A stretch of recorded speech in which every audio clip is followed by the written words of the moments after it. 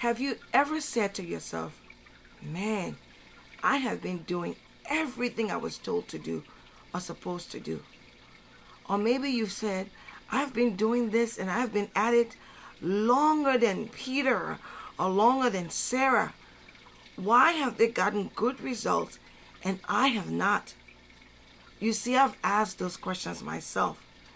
But quickly, we have to realize that sometimes it is not always because of the time we spend doing something, or maybe because of our strength, or maybe because of our might.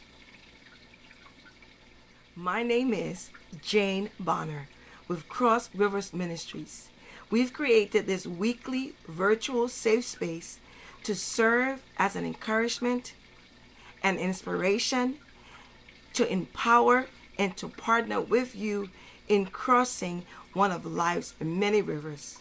Please remember to like, subscribe, so you won't miss any of our episodes. Also, share our channel with friends and family. Today, we're at the riverbank, understanding the sovereignty and omnipotence of God. The title of today's message is Out of Control. The verse we're going to look at today is Ecclesiastes chapter 9, verse 11. The writer says, I turned and witnessed something else under the sun. The race does not always go to the swift. The battle is not always won by the strong. Bread does not always fill the table of the wise. Wealth does not always accrue to the skillful. And favor is not always granted to the knowledgeable. But time and misfortune happen to them all. What is the writer trying to convey? I believe he's trying to tell us that things don't always go the way we think it should. The person with the fastest record does not always win the race. The smartest person in the class is not always the most successful. The simplest of idea become the most popular. The one the teachers say won't make it is the one that beats all odds. The poorest are sometimes happier than the richest. Why? Because God determines all results. God is in control. He is the commander-in-chief. I'll share a quick story with you about two nursing students I encountered. One was very brilliant and a quick learner. We'll call this student Student A. The other student has some difficulties retaining abstract information, but was more hands-on. Both Student A and Student B took the nursing board exam. Student A, the brilliant quick learner, did not pass the test on his first attempt. Student B, the one that I will call smart, the one who has difficulties retaining abstract information and was more hands-on, passed the test at his first try. Student A was absolutely shocked. He asked, why would Student B pass and I don't pass? As a matter of fact, I'm the one that explained everything to Student B during class. I'll tell you why I think Student B passed and Student A didn't.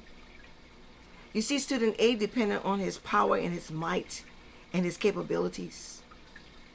You see, I received a call from Student B. Student B said, I'm not sure what you do. I don't know who or what you pray to. But please, pray for me as I go to take this exam, because I'm not sure if I'm ready. My answer to Student B was, it's not what I pray to, it's who I pray to. I'll pray and ask God to help you. And on Sunday, I got a call from Student B asking, do you believe that I passed this test? You see, Student B didn't depend on himself. Student B knew that if it was all left to him, he would not have made it. You see, Student B took all 265 questions. Now, the minimum questions a student can take, a nursing graduate can take, is 75 questions to pass the board exam. Now, if you take 75 questions and the test ends, that means you either done very well or poorly. Now, student B took 265. Now, what that means is the test still didn't think that student B had enough to pass. So it took him all the way to the end of the test. And student B thought, if I went to 265, there's no way I could have passed that test. Because some people have stopped at 75, some people have stopped at 125. But I went all the way to 265.